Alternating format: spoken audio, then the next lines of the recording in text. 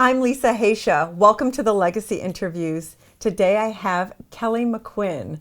And this is the first time I'm meeting her, which is unusual because usually I know most people who are sitting on this couch. And it is such an honor. She came highly recommended. She's for kids, yay, that's one of my big things.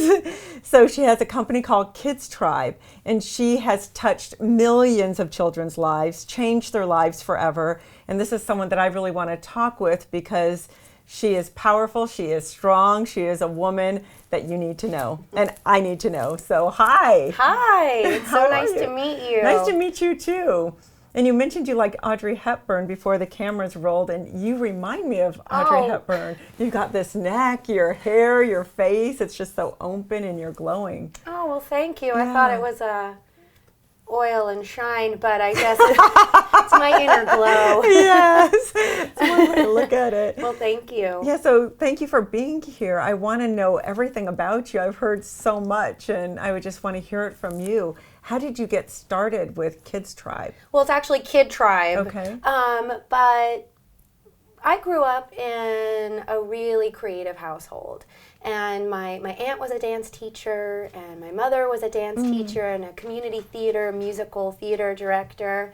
And so growing up, I had a dance studio in my house, which, especially during some of the more challenging years with, there was definitely a lot of challenges and dysfunction in my family, but my dance studio was my saving grace and the one place I could go where I could be who I am and express myself and really look at myself in the mirror and dance. And just, quite frankly, I think it not only shaped my life, I think it saved my life during those rough adolescent bullying years. I was kind of a leader with no followers, growing up in the 80s in New Jersey. My hair wasn't as big as the other girls, and neither were other parts of my body. And so if I didn't have my dance studio, I don't know who I would be. And I pursued a career in acting. That's why I came to LA, and I was working quite a bit. But when September 11th happened, I think on September 10th I was crying because I didn't get a Clairol hair commercial or something. And then on September 11th, crying for a whole different reason. And my immediate response, as we're watching the world basically come to an end right in front of our very eyes on the television, I just immediately and repeatedly kept thinking about the children and who is taking care of the children as they're forming their beliefs about who they are and the world in which they live. And this was before, iPhones and everything, where they had access to a lot of information, a lot less than what they do now. And I just, I got down on my knees and I said, okay, I know there's something else that I'm supposed to be doing. Please point me in that direction. And what's going to bring me meaning and abundance, the true sense of the word abundance, and what's something that, I can build that's uniquely mine. And what's gonna, how can I use all my gifts and talents to help the world, even the gifts and talents I don't know I possess, and who can I help? And the answer came back, children. And my first languages are dance and music. So I didn't have a plan. I just had this enormous wave of relief come over me when I had that epiphany. And literally within, I'd say, a half hour, the telephone rang. It was a girlfriend of mine asking me how I'm doing, and of course we're talking about the current events, and I said, I'm really going through a change. I think I want to quit acting, and I think I want to work with kids and do something with music and dance. And she said, I can't believe the timing. I just got off the phone with a friend of mine who is a dance teacher, and she needs to move away and take care of her mother who's dying, and she doesn't know what to do with all of her dance classes. And the next week, I was teaching 15 classes a week. Oh my God. And I didn't know so what I was doing. That's when you're in sync with the universe. And I stepped into it, and my first dance class more closely resembled a scene from Lord of the Flies. I lie not, but those kids taught me how to teach. And then I really discovered that I wasn't it wasn't so much about teaching them steps and teaching them choreography and routines. It was really more about creating that environment where they move their bodies, where they connect with themselves and how they move with music and each other in a positive social environment. And from there, I developed, that's where KidTribe was born out of, when I was doing these after-school classes and these summer camps. And then I started these Saturday night dance parties where I would, back in the Santa Monica Place Mall before it was all redone, I would rent these big, huge community rooms with a disco ball, and kids had glow necklaces, and it was a kid-only zone. So how did you get people to come in? Well, I had quite a following from all of my different classes and the summer camps, so I had my own little tribe. And so kids would come, and then we got this incredible article in the LA Times, which brought a whole new flock of parents and families and children. And how did that happen? That happened from one of the moms that brought her daughter to the program. She wrote a piece for the LA Times, and we had this huge calendar section. I was not prepared for the phone to be ringing off the hook. I went on a walk one day, came back, and my voicemail was full. I was like, oh my goodness. And then from there, a gentleman who brought his son to my program, he called me into his office one day, and I'm up in this beautiful penthouse in Beverly Hills, really didn't know what it was about. And he sat across a desk from me, and he said, "What are you doing to my son?" I'm like, what do you mean, what am I doing to your son? He said, his grades are soaring, he's losing weight, I've never seen his confidence so high.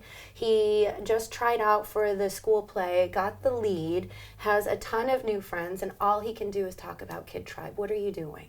And I said, your son's amazing. I'm just giving him that environment for him to express himself. How many hours a week was he in KidTribe?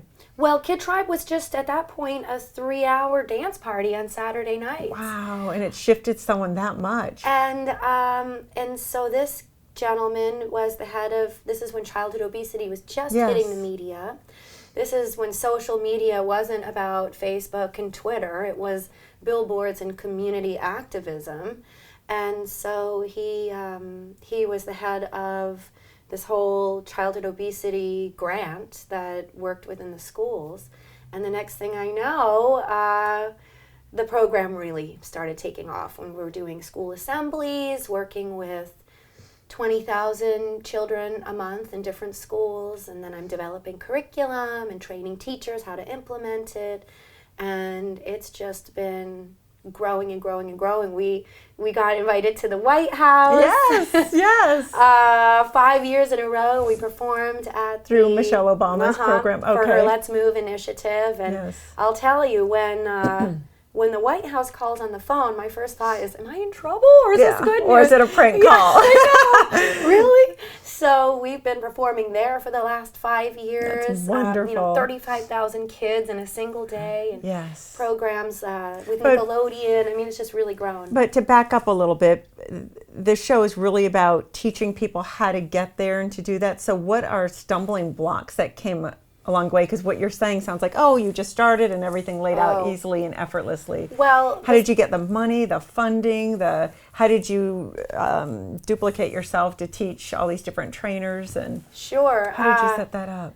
I have had a lot of stumbling blocks. The first one being that I felt like I didn't possess the qualifications.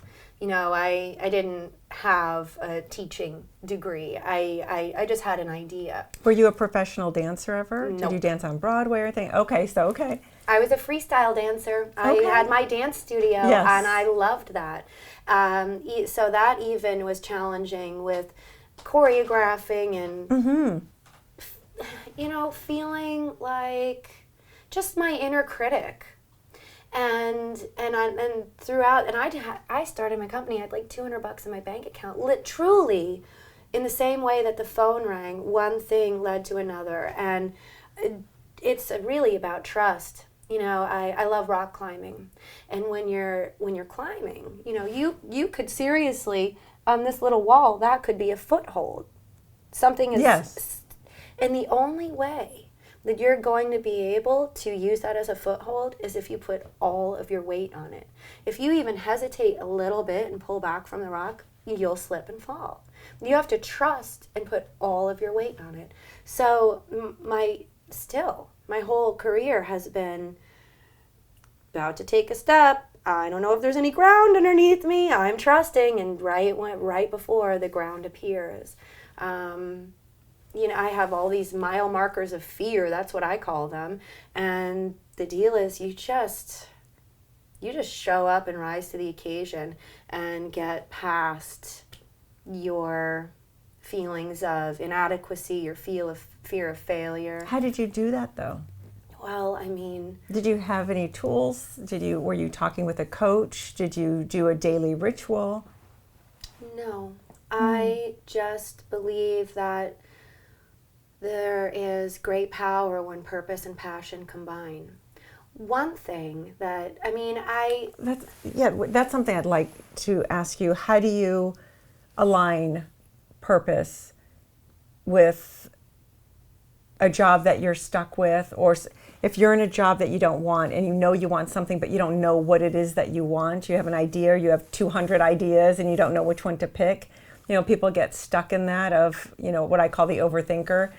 And so they can't decide, and another 5 years goes by and another 5 years. So how would you help someone find purpose and really step into it? Well, I had great advice from a friend of mine who was kind of sick of hearing me go, should I do this or should I do that? Should I?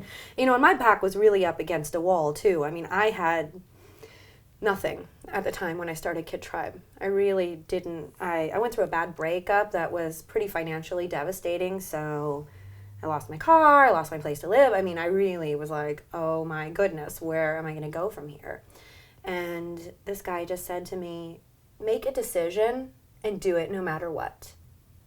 The challenge that I've found 13 years in is that then you create an identity from having success or finding your own niche and not being suffocated by that, still allowing that to expand and being in the unknown. I've learned a lot from loved ones who have died and transitioned, and I've always had a real spiritual background, but every time someone I love dies, they teach me the biggest lesson I'll ever know, and it's I don't know. I don't know. So can we make friends with the unknown? I have a little philosophy that it's just around the block, Something is just around the corner. And the only way to get to the corner is to make friends with the block. Yes. And sometimes those blocks are really long. But if we're looking only at the corner ahead of us, we're missing each step. And if we're looking at the corner behind us, we're missing each step. So how can we make friends with the block? I feel that, that I really am doing what is uniquely my purpose. I feel really fortunate that I've stumbled upon it, and being of service has really been a deep, integral part of, especially when I'm confronted with, how am I going to pay my employees this month? Or, the budget cuts, or whatever those big fears are. I just think about the lives I'm touching and the souls we're reaching and the children and their hearts and their guardian angels, and really put myself in that and say a prayer about just please provide me the means to continue to do this good work. And it's not always that positive. Sometimes there's a lot of tears and and fears, but I just you keep going through your mile markers of fear, and each one you get a little stronger. And then you have enough of these experiences where this too shall pass, for better or for worse. You'll be okay. Yeah, that's what I found to be true also. It's really about just stepping up and saying, I'm choosing this. Then if it doesn't work, then at least you're in a better place to choose something else, because everything you failed or succeeded in trying whatever that first endeavor was helps you exactly build confidence one way or another. Even if you fail, you go, God, but I learned this and I learned that and I won't do that again. So you have tools, which you didn't have here. So you could actually see life from a different vantage point. Then you go to the next step and the next step. Then finally you're going, I see, this is what I'm supposed to do. It all This makes is sense now. This is my purpose. Yeah. And be willing to have your purpose change as Yes. well. You know, I mean, the flexibility. Exactly. The nice thing with getting older and having more experiences and getting wiser, I've really lightened up on my black and white thinking. It doesn't have to be this or that. It could be yes and. Yes. It's not success or failure. It's, you know, even my failures are still successes. They are. You know, because I'm further along. Mm-hmm. It's challenging being an entrepreneur, creating being almost like a social entrepreneur and creating something that's never really existed before. On one hand, I feel incredibly fortunate of being in a lot of right places at right times. But that happens when you're on mission and on purpose. People sense it from you. That's not an accident either. When I travel a lot, people are always saying, oh, miracles always happen to you. You always step into luck. It's like, no, I keep my eyes open and I'm available. I'm an open vessel, saying I'm open to anything, like you're saying, not the black or white. Yeah. Just I'm open to whatever comes. And who are you? I'm open to opportunities. Most people walk around with blinders on, or they're just like, I'm on my mission, or they block everything out. Yeah, and sometimes you step into luck, and sometimes you step into dog do. You do. And then you go, well, okay, let me clean my shoes and move along. I usually buy a new pair of shoes. If you can, if you're at that level. Sometimes at the beginning of my life, I'm like, I got to clean this off. I don't have the money to buy a new pair yet, but I will. I don't know. Another piece of advice my mother gave me: when the going gets tough, the tough go shopping. Yeah. I love that. Yeah. It certainly helps. Yeah, but I had an experience recently, this past year, where it was incredibly humbling, and I was able to meet the First Lady. And I've met her, but never really been invited in the White House and having a beautiful sit-down chat with her and getting a photo. And the whole experience was so magical of just when I'd really let go, I wasn't even expecting it, and getting the invitation and seeing that there was actually a photo of us on the wall in the White House, and just being in there, and there's a portrait of George Washington, original, and I'm in the White House and looking outside the window at the grounds where this beautiful event is happening, and the band is playing. They start to play Somewhere Over the Rainbow, which is my song to my grandfather. And I felt his presence, and I felt him being proud of me. And then the double doors opened, and the woman said, Miss McQuinn, the First Lady will see you now. And, she was just so warm and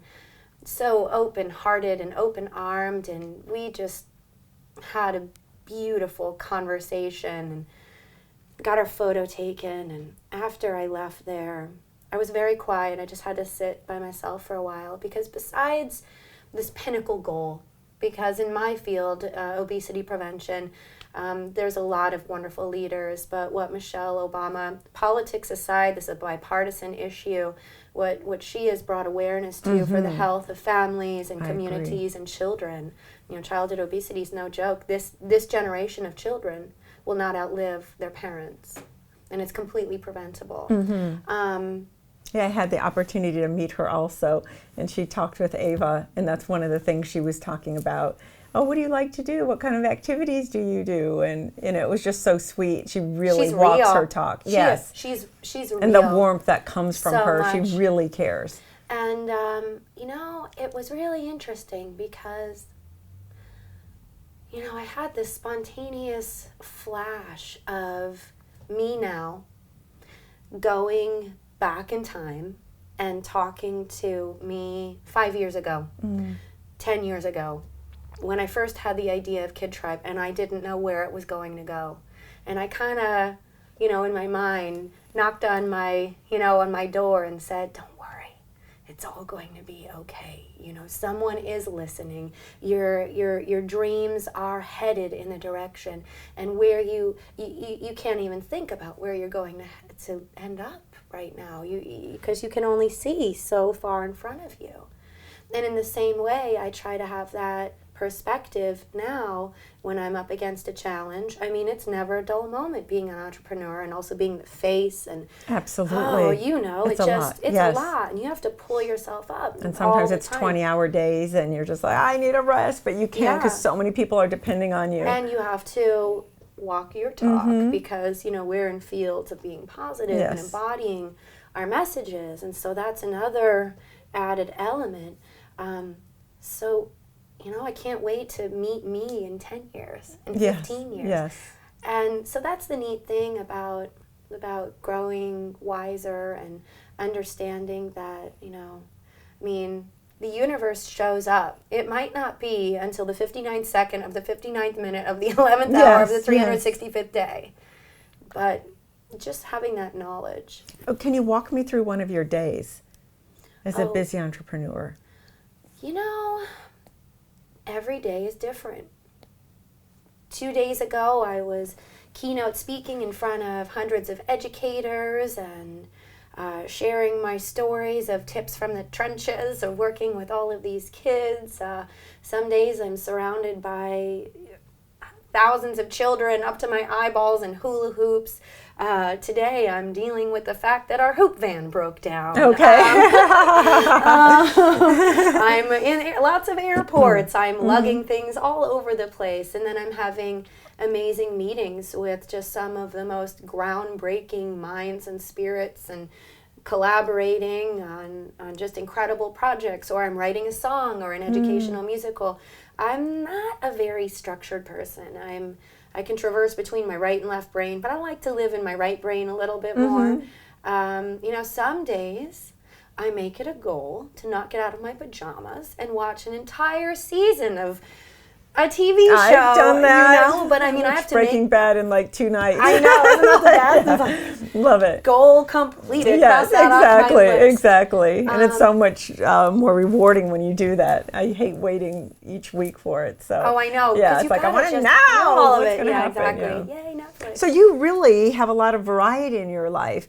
But how do you keep with all the things that it takes to be an entrepreneur, like speaking and organizing this and trucks, breaking down? How do you keep organized? Are you in the office at least 5 hours a day? Do you have people? Do you hire people to run your company while you're off doing all these things? I, at one time, had a lot of employees and then went through a very, very intense challenge. There was a real mutiny with my lead performer. And she left KidTribe and went on to completely and utterly replicate everything. And it resulted in a legal battle. I mean, it just was betraying on a lot of levels. It broke my heart. I would have given this woman the shirt off my back and did. And so that obstacle, that really pulled me back and helped me refocus. And so for a couple of years, I felt like I was just kind of a slingshot, just pulling back and just figuring out where my target was. It took a little pep out of my step for sure, and then really made me rethink some of the decisions I was making and the discernment. Okay, so how do you hire now? How do you deal with betrayal? One thing that I have a very small staff, and on one hand you'd think that we're about to really expand on a bigger level, but I have a couple people that are sitting there with the interview, and you know what I've really learned to do is to just trust my gut. If I even That's so important. Yeah, if I even have as much as like a cocking your head and crinkling your nose, that's enough. That's enough for me to really look at that. I was raised in a family where there was alcoholism, there was emotional abuse, that kind of a thing, And one of the unfortunate life skills that I developed early on was to not trust me and not trust my perspective and my truth and go ahead with the popular opinion. And so if I look at some of the relationships in my youth, you know, I was, instead of seeing a toxic person and saying, you know, this isn't working, and being willing to cut that cord, I would paint that red flag pink and try to work on it. I thought it was a spiritual attribute to see people's best. And you know, for kids, it works because they have unlimited potentials in their future. And they also have a purity of heart. Yes. So that's great and that's safe to see who they can be. But with adults, it's really, really, and in business, it's really smart to look at their actual behavior. Absolutely. And if your behavior doesn't work for me, I don't have to figure out why. And you don't have to fix them. You don't have to give them a chance. You don't have to. Yeah. I can politely say goodbye. And so I am now coming out of that, licking my wounds, and we still made a tremendous amount of progress, went into new directions, but in terms of replicating, and I still continue to always do an ego check, you know, is this feeling, important. Is this choice coming from ego? Because if it is, it's never going to work out the way. The expectations never. So with that, with your ego and everything, what do you want your legacy to be? I love that question. Yes, because our ego could get in the way of that sometimes. You know, when I first started KidTribe, I wanted to change the world. Who am I to change the world? Does the world need changing? Can't I just trust that things are evolving the way that they're supposed to? I want to change kids' lives. Kids are okay. Kids have their own higher power. Kids have their own path. Who am I? I don't know. What I really would like to do is, instead of being a role model, be a real model. And be an adult who is authentic and living her purpose as much as she can, and showing children that you don't have to be some detached, narcissist adult who is, you know, living a limited life, and that you can really make your dreams come true, and that you can have the spirit of play, and you can find your own way. But as terms of my legacy, you know, I'm really connected to and committed to the kids in this world, and I just want to give them continued opportunities and environments for them to not forget who they are, for them to not forget they're important, for them to realize that they're seen and heard and valued. Unfortunately, the world as it is a lot of lies, you know. The media will tell you a lot of lies. Unfortunately, most school day education is, you know, because you don't test well, you're stupid, because you don't, you know, I mean, it's... so your legacy, what do you want your legacy to be? Like in one sentence or two. I love what you said about play, you know, bringing play back. Yeah, I mean, creative freedom, really. Love it. Love it. And that's how I judge my success, is how much fun am I having. It's not about your bank account, it's about mind, body, spirit, and family, friends around you. How much are you laughing? How much are you enjoying the process? Yeah.